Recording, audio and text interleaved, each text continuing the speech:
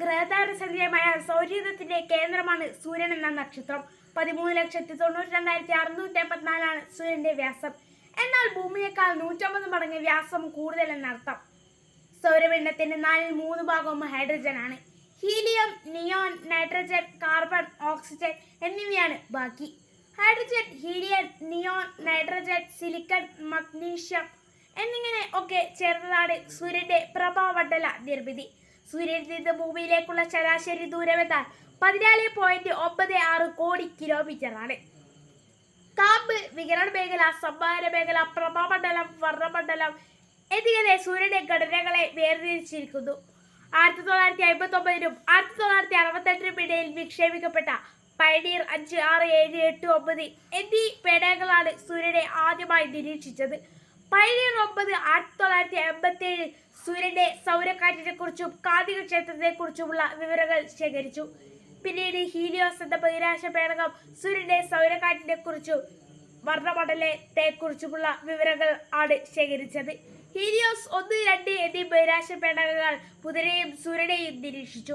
1973 NASA വിക്ഷേപിച്ച മറ്റൊരു ബഹിരാകാശ നിലയമായ Skylab എന്നത് സൂര്യന്റെ സംഘരണങ്ങളെ കുറിച്ചുള്ള വിവരങ്ങൾ നമുക്ക് നൽകി. ഇതിനിടയിൽ നാസ വിക്ഷേപിച്ച വേറൊരു പേടകമായിരുന്നു സോളാർ ബാക്സ് എന്നത്. അത് സൂര്യന്റെ സൗരക്കാറ്റിനെ കുറിച്ചുള്ള സകല വിവരങ്ങളും നമുക്ക് നൽകി. എന്നാൽ ഇത് അധികകാലം നിലനിന്നില്ല. എങ്കിലും നാസ പിന്നീട് വിക്ഷേപിച്ച ഒരു പേടകമായിരുന്നു STS-41C എന്നത്.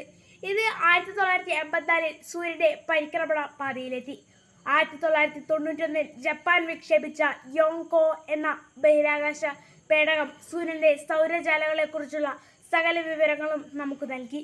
ഇതിലേറ്റവും പങ്കർഹിക്കുന്നത് എന്നാൽ യൂറോപ്യൻ സ്പേസ് ഏജൻസിയും നാസയും സംയുക്തമായി വിക്ഷേപിച്ച സോളാർ ആൻഡ് ഹീലിയോസ്ഫെറിക് ഒബ്സർവേറ്ററി എന്നാണ്. 2006 വിക്ഷേപണം നടത്തിയ ഈ പേടകം പിന്നീട് സൂര്യന്റെ സൗരക്കാറ്റിനെ കുറിച്ചും കൊറോണകളെ കുറിച്ചുമുള്ള ചിത്രങ്ങൾ സാധ്യമാക്കി.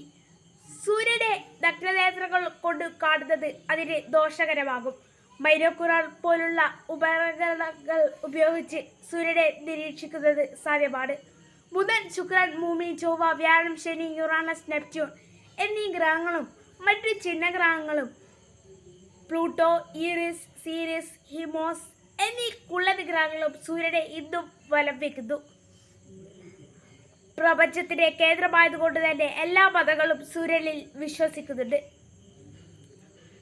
ആദിത്യ L1 എന്നത് ഈ അടുത്ത് ഇന്ത്യ വിക്ഷേപിച്ച ബഹിരാകാശ പേടകമാണ്. അത് സൂര്യനെ ഇന്നും നിരീക്ഷിച്ചു കൊണ്ടിരിക്കുന്നു. ഈ അടുത്ത് പ്രോമോ 3 എന്ന പേടകവും സൂര്യനെ നിരീക്ഷിക്കാനായി ആകാശത്തേക്ക് പറന്നുയർന്നു. പ്രപഞ്ചത്തിന്റെ കേന്ദ്രമാണ് സൂര്യൻ. അതുകൊണ്ട് തന്നെ സൂര്യനെ കുറിച്ചുള്ള ഇനിയും നിരവധി പഠനങ്ങൾ നമുക്ക് നടത്താൻ സാധിക്കട്ടെ എന്ന് മാത്രം പറഞ്ഞുകൊണ്ട് ഞാൻ നിർത്തുന്നു. നന്ദി, നമസ്കാരം.